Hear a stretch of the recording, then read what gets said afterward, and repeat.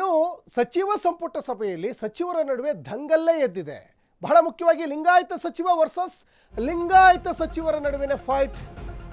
ಸಚಿವ ಸಂಪುಟ ಸಭೆಯಲ್ಲಿ ಸಚಿವರ ನಡುವಿನ ದಂಗಲ್ಲು. ಈ ಜಾತಿ ಜನಗಣತಿ ವಿಚಾರವಾಗಿ ಲಿಂಗಾಯತ ಸಚಿವ ವರ್ಸಸ್ ಲಿಂಗಾಯತ ಸಚಿವರೇ ಫೈಟ್. ಇದು ಲಿಂಗಾಯತ ವರ್ಸಸ್ ಲಿಂಗಾಯತರ ನಡುವೆ ಫೈಟ್. ಸಚಿವ MB Patil versus SS Mallikarjun.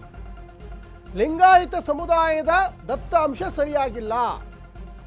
Mallikarjun ನಿನ್ನೆ ಕೂಡ ಅದನ್ನೇ ಸ್ಪಷ್ಟಪಡಿಸಿದ್ದಾರೆ. ಆಕ್ಷೇಪ ವ್ಯಕ್ತಪಡಿಸಿದ್ದ ಸಚಿವ SS ಮಲ್ಲಿಕಾರ್ಜುನ್. ಈ ಸಂದರ್ಭದಲ್ಲಿ ಸಚಿವ ಸಂತೋಷ್ ಲಾಡ್ ಕೂಡ ಎಂಟ್ರಿ ಕೊಟ್ಟರು. ಸಂತೋಷ್ ಲಾಡ್ ಈ ವರದಿ ಜಾರಿ ಮಾಡಲಿ ಅಂತ ವರದಿ ಪರವಾಗಿ ಇದ್ದಾರೆ. ಅನ್ಯಾಯ ಆಗಿದ್ರೆ ಅದನ್ನು ಸರಿ ಮಾಡಲಿಕ್ಕೆ ಅವಕಾಶ ಇದೆ. ಇನ್ನು ಲಾಡ್ ಮಾತಿಗೆ SS ಮಲ್ಲಿಕಾರ್ಜುನ್ ಕೆರಳಿದ್ರು. SS ಮಲ್ಲಿಕಾರ್ಜುನ್ ಯಾರು ಅಂದರೆ ಶಾಮನೂರು ಶಿವಶಂಕರಪ್ಪನವರ ಮಗ. ಅದನ್ನು ಹೇಳಲಿಕ್ಕೆ ನೀವು ಯಾರು ಅಂತ SS ಮಲ್ಲಿಕಾರ್ಜುನ್ ಅವರಿಗೆ ತಿರುಗೇಟನ್ನು ಕೊಟ್ಟರು. ಒಂದು ಕಡೆ MB ಪಾಟೀಲ್ ಕೂಡ ಎಂಟ್ರಿ ಆದರು. ಸಂತೋಷ್ ಲಾಡು ಈ ವರದಿ ಮಂಡನೆ ಆಗಲಿ ಅಂತ ವರದಿ ಪರವಾಗಿದ್ದಾರೆ. ಆದರೆ SS ಮಲ್ಲಿಕಾರ್ಜುನ್ ಇರ್ಬೋದು, ಇನ್ನು ಅವರ ತಂದೆ ಶಾಮನೂರು ಶಿವಶಂಕರಪ್ಪನವರು ಇರ್ಬೋದು, ಈಶ್ವರ್ ಖಂಡ್ರೆ ಇರ್ಬೋದು, ಅಥವಾ ಲಕ್ಷ್ಮೀ ಹೆಬ್ಬಾಳ್ಕರ್, ಇವರೆಲ್ಲರೂ ಕೂಡ ಲಿಂಗಾಯತ ನಾಯಕರುಗಳು. ಇವರೆಲ್ಲ ಆಕ್ಷೇಪವನ್ನು ವ್ಯಕ್ತಪಡಿಸ್ತಾ ಇದ್ದಾರೆ. ಕಾರಣ ನಮ್ಮದು ಪ್ರಬಲವಾದ ಸಮುದಾಯ, ನಮ್ಮ ಸಂಖ್ಯಾಬಲ ಜಾಸ್ತಿ ಇದೆ, ಈ ವರದಿ ತಪ್ಪು ತೋರಿಸ್ತಾ ಇದೆ, ಈ ವರದಿಯ ದತ್ತಾಂಶವೇ ಸರಿ ಇಲ್ಲ, ಈ ವರದಿ ದತ್ತಾಂಶದಲ್ಲಿ ನಮ್ಮ ಸಂಖ್ಯೆ ಕೇವಲ 66 ಲಕ್ಷ ಅಷ್ಟೇನಾ ಅನ್ನುವಂತಹ ಒಂದಿಷ್ಟು ಗಂಭೀರವಾದಂತಹ ಆರೋಪವನ್ನು ಮಾಡ್ತಾ ಇದ್ದಾರೆ. ಒಂದು ಕಡೆ MB ಪಾಟೀಲ್ ಕೂಡ ಅವರು ಕೂಡ ಲಿಂಗಾಯತರೆ. ಇಲ್ಲಿ ಏನಾಗ್ತಾ ಇದೆ ಅಂದರೆ, ಈ ಕಡೆ ಸಿದ್ದರಾಮಯ್ಯನವ್ರ ಪರವಾಗೂ ನಿಲ್ಲಕ್ಕಾಗ್ತಾ ಇಲ್ಲ, ಈ ವರದಿಯ ವಿರುದ್ಧವಾಗಿಯೂ ನಿಲ್ಲಕ್ಕಾಗ್ತಾ ಇಲ್ಲ. ಆ ರೀತಿ ಪರಿಸ್ಥಿತಿಯಲ್ಲಿ MB ಪಾಟೀಲ್ ಇದ್ದಾರೆ. ಆದರೆ SS ಮಲ್ಲಿಕಾರ್ಜುನ್ ಮಾತ್ರ ಕಂಪ್ಲೀಟ್ಲಿ ಈ ವರದಿ ಸರಿ ಇಲ್ಲ, ಈ ವರದಿ ಜಾರಿ ಆಗಕ್ಕೆ ನಾವು ಬಿಡೋದೇ ಇಲ್ಲ ಅಂತ ಹೇಳ್ತಾ ಇದ್ದಾರೆ. ಈಗ ಕಾಂಗ್ರೆಸ್ ಪಕ್ಷದ ಹಿರಿಯ ಧುರೀಣರು, ಮತ್ತೊಂದು ಕಡೆ ಇಲ್ಲಿ ಲಿಂಗಾಯತ ಸಮುದಾಯದ ಪ್ರಬಲ ನಾಯಕರಾಗಿರುವಂತಹ ಶಾಮನೂರು ಶಿವಶಂಕರಪ್ಪನವರ ಪುತ್ರ SS ಮಲ್ಲಿಕಾರ್ಜುನ್ ಗಂಭೀರವಾದಂತಹ ಆರೋಪವನ್ನು ಮಾಡಿದ್ದಾರೆ. ಈ ವರದಿ ಸರಿ ಇಲ್ಲ, ನಾವು ವರದಿ ಜಾರಿಯಾಗಕ್ಕೆ ಬಿಡಲ್ಲ, ವರದಿ ಜಾರಿ ಆದರೆ ಈ ಸರ್ಕಾರ ಇರಲ್ಲ ಅಂತಲೇ ಒಂದು ಕಡೆ ಸಾಕಷ್ಟು ಲಿಂಗಾಯತ ನಾಯಕರುಗಳು ಕಾಂಗ್ರೆಸ್ ಪಕ್ಷದಲ್ಲೇ ಹೇಳ್ತಾ ಇದ್ದಾರೆ. ಹಾಗಾಗಿ ಇದು ಸಾಕಷ್ಟು ಜಟಿಲವಾದಂತಹ ಸಮಸ್ಯೆ. ಈ ಜಾತಿ ಜೇನುಗೂಡಿಗೆ ಸಿದ್ದರಾಮಯ್ಯನವರು ಕೈ ಹಾಕಿ ಕೈ ಸುಟ್ಕೊಂಡ್ಬಿಟ್ರ ಅನ್ನುವಂತಹ ಚರ್ಚೆಯೂ ಕೂಡ ಆಗ್ತಾ ಇದೆ. ಈಗ ಮೊನ್ನೆ ವರದಿ ಮಂಡನೆ ಮಾಡೋದಕ್ಕಿಂತ ಮುಂಚೆ ಒಂದಿಷ್ಟು ಸಭೆ ಕರೆದಿದ್ರು. ಆ ಸಭೆಗೆ ಲಿಂಗಾಯತ ನಾಯಕರುಗಳೇ ಕಾಂಗ್ರೆಸ್ ಪಕ್ಷದಲ್ಲಿ ಸಾಕಷ್ಟು ಜನ ಗೈರಾಗಿದ್ದರು. ಇನ್ನೊಂದು ಕಡೆ ಈ ಗೊಲ್ಲ ಯಾದವರು ನಮ್ದು ಒಂದೇ ಜಾತಿ ಇರೋದು, ಇದನ್ನ ಯಾಕೆ ಡಿವೈಡ್ ಮಾಡಿದ್ರಿ ಅಂತ ಕಾಂಗ್ರೆಸ್ ಪಕ್ಷದ ಮತ್ತೊಬ್ಬ ನಾಯಕ ನಾಗರಾಜ್ ಯಾದವ್, MLC ನಾಗರಾಜ್ ಯಾದವ್ ಕೂಡ ಗಂಭೀರವಾದಂಥ ಆರೋಪವನ್ನು ಮಾಡಿದರು. ಇನ್ನು ಜಾತಿ ಚರ್ಚೆ ಮಧ್ಯೆ ಪ್ರತ್ಯೇಕ ಲಿಂಗಾಯತ ಧರ್ಮ ಪ್ರಸ್ತಾಪ ಆಗ್ತಾ ಇದೆ. ಇಲ್ಲಿ ಕಳೆದ ಬಾರಿ ಪ್ರತ್ಯೇಕ ಧರ್ಮದಲ್ಲಿ CM ದಾರಿ ತಪ್ಪಿಸಿದ್ರಿ. ಈ ಹಿಂದೆ ಸಿದ್ದರಾಮಯ್ಯನವರು ಹೋಗಿದ್ರು 2016ರಲ್ಲಿ. MB ಪಾಟೀಲ್ಗೆ ಟಕ್ಕರ್ ಕೊಟ್ಟಿದ್ದಾರೆ ಶಿವಾನಂದ ಪಾಟೀಲ್. ಒಳ್ಳೆ ಕೆಲಸ ಮಾಡಿದ್ರು, ಪಕ್ಷ ಸೋಲಾಗಬೇಕಾಯಿತು. ಈ ಹಿಂದೆ ಪಕ್ಷ ಮತ್ತೆ ಅಧಿಕಾರಕ್ಕೆ ಬರುವ ಅವಕಾಶ ಇತ್ತು, ಅದಕ್ಕೆ ಕಾರಣ ಯಾರು ಅಂತ ಒಂದು ಕಡೆ ಪ್ರಶ್ನೆ ಮಾಡ್ತಾ ಇದ್ದಾರೆ. ಸೂಕ್ಷ್ಮ ವಿಚಾರಕ್ಕೆ ಕೈ ಹಾಕುವಾಗ ಎಚ್ಚರಿಕೆ ಇರಬೇಕು. ಇದು ನಿಜಕ್ಕೂ ಸೂಕ್ಷ್ಮ ವಿಚಾರವೇ ಇದು. ಜಾತಿ ಚರ್ಚೆ ಮಧ್ಯೆ ಪ್ರತ್ಯೇಕ ಲಿಂಗಾಯತ ಧರ್ಮ ಪ್ರಸ್ತಾಪ ಕೂಡ ಆಗ್ತಾ ಇದೆ.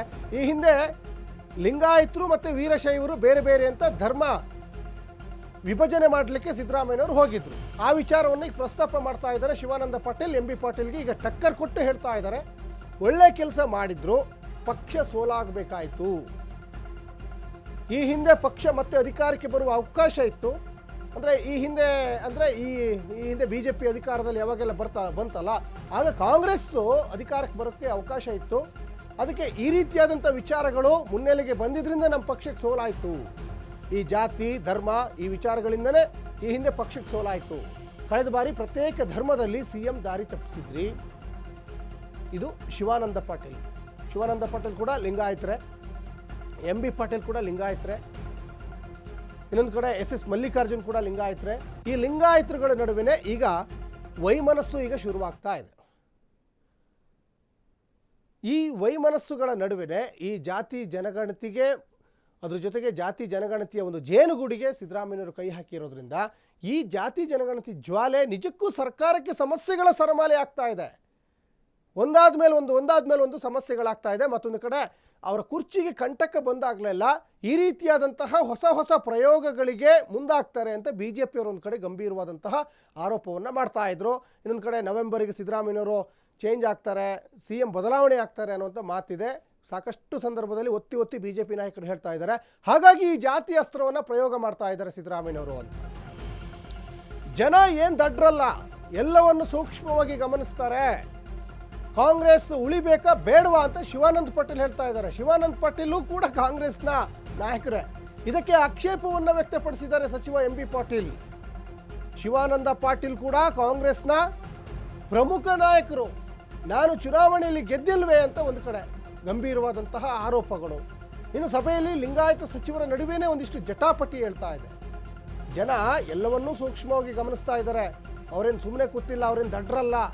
ಕಾಂಗ್ರೆಸ್ ಉಳಿಬೇಕಾ ಬೇಡವಾ, ಈ ಥರ ಜಾತಿ ಧರ್ಮ ಅಂತ ಹೋದರೆ ಈ ಪಕ್ಷ ಉಳಿಯಲ್ಲ. ಇದಕ್ಕೆ ಆಕ್ಷೇಪವನ್ನು ಸಚಿವ MB ಪಾಟೀಲ್ ವ್ಯಕ್ತಪಡಿಸಿದರು. ನಾನು ಚುನಾವಣೆಯಲ್ಲಿ ಗೆದ್ದಿಲ್ವೇ ಅಂತ MB ಪಾಟೀಲ್ ಹೇಳ್ತಾ ಇದ್ದಾರೆ. ಇನ್ನು ಸಭೆಯಲ್ಲಿ ಲಿಂಗಾಯತ ಸಚಿವರ ನಡುವೆನೇ ಒಂದಿಷ್ಟು ಜಟಾಪಟಿ ಆಯಿತು. ಈ ಜಟಾಪಟಿಗಳ ನಡುವೆನೇ ಒಂದಿಷ್ಟು ಈ ಕ್ಲೈಮ್ಯಾಕ್ಸ್ ಹಂತಕ್ಕೆ ಹೋಗುತ್ತೆ ನಿನ್ನೆಯ ಒಂದು ಜಾತಿ ಜನಗಣತಿ ವಿಚಾರ ಅಂತ ಸಾಕಷ್ಟು ಕುತೂಹಲದಿಂದ ರಾಜ್ಯದ ಜನ ಕೂಡ ಕಾದು ಕುಳಿತಿದ್ರು.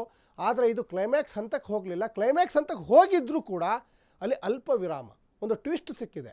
ಮೇ 2ನೇ ತಾರೀಕು ಮತ್ತೆ ಸಂಪುಟ ಸಭೆ ಇದೆ. ಯಾಕಂದರೆ ನಿನ್ನೆ ಸಿದ್ದರಾಮಯ್ಯನವರು ಕರೆದಂತಹ ಸಂಪುಟ ಸಭೆ ಏನಿತ್ತಲ್ಲ, ಇದು ಸ್ಪೆಷಲ್ ಕ್ಯಾಬಿನೆಟ್ ಸಭೆ ಆಗಿತ್ತು.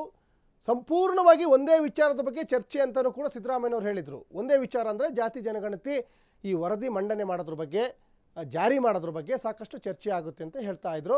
ಸಾಕಷ್ಟು ಪ್ರಿಪೇರ್ ಆಗಿ ಬನ್ನಿ ಅಂತ 300 ಪುಟಗಳ ಒಂದು ವರದಿಯನ್ನು ಕೂಡ, ಈಗೇನೀಗ ಕಾಂತರಾಜ್ ವರದಿ ಏನಿತ್ತಲ್ಲ, ಆ ವರದಿಯನ್ನು ಸಚಿವರುಗಳ ಕೈಗೂ ಕೂಡ ಕೊಟ್ಟಿದ್ದರು. ಆದರೆ ಲಿಖಿತವಾಗಿ ಅಭಿಪ್ರಾಯವನ್ನು ತಿಳಿಸುವಂಥ ಸಂದರ್ಭದಲ್ಲಿ ಸ್ವತಃ DK ಶಿವಕುಮಾರ್ ಕೂಡ ನಕಾರವನ್ನು ವ್ಯಕ್ತಪಡಿಸಿದ್ದಾರೆ.